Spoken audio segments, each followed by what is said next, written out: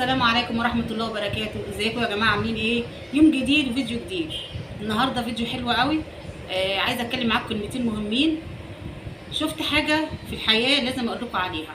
شفت ناس مفترية وناس قوية. عايزة اقول لهم كلمتين لكل انسان بيظلم، لكل انسان افترى، لكل انسان جه على حد. عايزة اقول له بطل افتراء، بطل ظلم. وعايز تبطل افتراء وتبطل ظلم وتشوف اللي انت بتعمله، روح المستشفيات. روح المستشفيات، شوف الناس التعبانه، شوف الاب اللي بقى شايل ابنه تعبان ومش لاقي له علاج وعمال يلف بيه في المستشفى. شوف الام اللي ماسكه بنتها وبتلف بيها عشان مش لاقيه لها علاج. روح شوف الحالات في المستشفيات عشان تتعظ، عشان ربنا يرحمك، عشان تتقي ربنا، عشان تبطل افتراء على خلق الله. انا شفت ناس مفتريه كتير قوي. ايه الظلم ده؟ في ناس ظلمه، ناس مفتريه ما تعرفش ربنا. الدنيا غراهم، فاكرين نفسهم ان هم قواي فوق البشر كلها، قواي على الضعيف. حرام عليك، اللي بيجي على الضعيف دوت ربنا ما بيسيبوش، ربنا يمهل ولا يهمل. روح شوف المستشفيات فيها ايه عشان تتعظ ان انت ممكن في غمضة عين القوه اللي فيك دي تروح. الظلم اللي انت فيه دوت انت اللي تتظلم. يعني انت شوف، انت افتكر كده ان ربنا موجود. انت بتفتري على خلق الله وانت مش عارف ان في ربنا موجود. انت مش ماشي كده في الدنيا كانك انت خلاص مفيش غيرك في الحياه. يا جماعه النماذج دي انا شفتها، شفت الظلم من الستات ومن الرجاله. انا بستغرب لما تكون ام مفتريه وظالمه وتفتري على اي حد، جيرانها، قرايبها. انت ليكي يوم هيجيلك، مش هتقدري طول عمرك قويه. مسيرك هتكبري وهتبقي ست عجوزه مش قادره تفتحي بقك ولا تتكلمي، وساعتها هتروحي المستشفيات ديت اللي بقولك عليها. فانا جايه انصح الناس المفتريه ديت.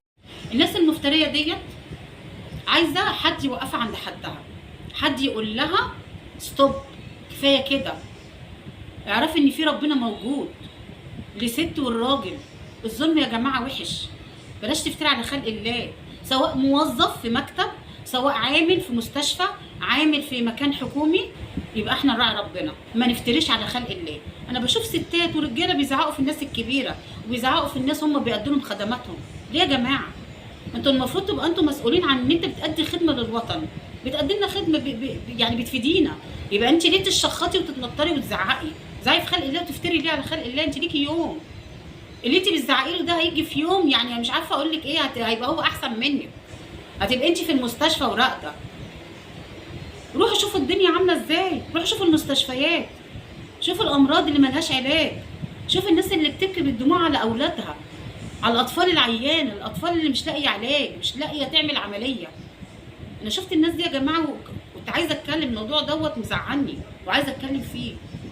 فانا بقول لكل اللي مفتري تعز، اتقي ربنا، روح صلي، روح كده. وكل انسان بيمشي في طريق غلط توب لربنا واستغفر، امشي صح، امشي عدل، بطلوا ظلم، بطلوا افتراء. كل ست وكل راجل اللي في مكانه بيأدي خدمه يأديها على كما يجب، ما يفتريش على خلق الله، ما تشخطيش وتتنطري على خلق الله. احنا عايزين في قلوبنا كده السماحه كده، ويبقى عندنا رحمه، عندنا رحمه بالناس. فانا بقول لكل ظالم، كل مفتري، ربنا موجود. بقول لك روح شوف المستشفيات، شوف الناس عشان تاخد عظه وتتقي ربنا وتعرف ان ليك يوم مش هيبقى فيك القوه اللي فيك دي دلوقتي. اللي يفضل يزعق في مخاليق ربنا ليه يوم مش هيقدر يزعق، مش هيقدر يتكلم، مش هتفضل شباب على طول، مش هتفضل قوي على طول، مش هتفضلي بصحتك على طول. نتقي ربنا ونمشي صح ونعامل الناس بما يرضي الله ونعمل لهم خدماتهم بما يرضي الله. والناس دي فهماني كويس، اللي هم في الحكومه، في الموظفين، موظفه في حكومه، موظفه في تامينات، موظفه في مستشفى، عامل بيدخل الناس، بيخرج الناس، امن. الحاجات دي يا جماعه لازم نقضيها برحمه وبموده مع الناس، ونساعد الناس وناخد بايديهم ونحل لهم مشاكلهم عشان ربنا يرضى عنكم. مش هطول عليكم في الفيديو، دي حاجه بسيطه عن حاجه سلبيه شفتها مزعلاني، قلت افضفض فيها معاكم.